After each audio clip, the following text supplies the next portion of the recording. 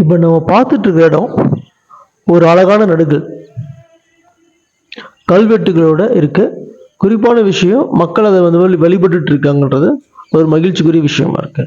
இந்த கல்வெட்டை இந்த கல்வெட்டு கூடிய நடுகளை வந்து நம்ம க்ளோஸ் அப்ல பார்க்குறோம். பார்த்தீங்கன்னா நடுகளுக்கான கல்வெட்டு செய்தி இருக்கு. அது வந்து முழுசா இல்லை, ஒரு 3 வரி கல்வெட்டு தான் இருக்கு. மீதியெல்லாம் டேமேஜ் ஆயிருக்கு. அதில் மேல் வரியும் டேமேஜ் ஆயிருக்கு. நடுவில் இருக்க ஒரு வரி மட்டும் தான் கிளியரா இருக்கு. இதில் பார்க்கும்போது ஒரு வீரன் வந்து கையில் வில்லேந்தி இருக்கிறதும் இன்னொரு கையில் அம்பு வச்சிருக்கிற மாதிரி அந்த இது இருக்கு.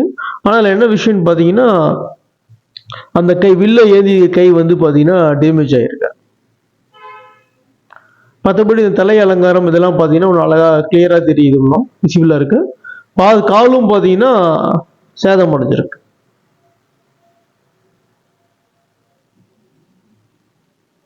இந்த நடுகள் அமைஞ்சிருக்க இடம் அப்படின்னு பார்த்தீங்கன்னா தருமபுரி மாவட்டம் நல்லமல்லி வட்டம் லலிகத்திலிருந்து தம்மனம்பட்டி செல்லும் சாலையில் ஒரு 1 கிலோமீட்டர் தூரத்தில் மரங்களுக்கு நடுவில் இது அமைஞ்சிருக்கு.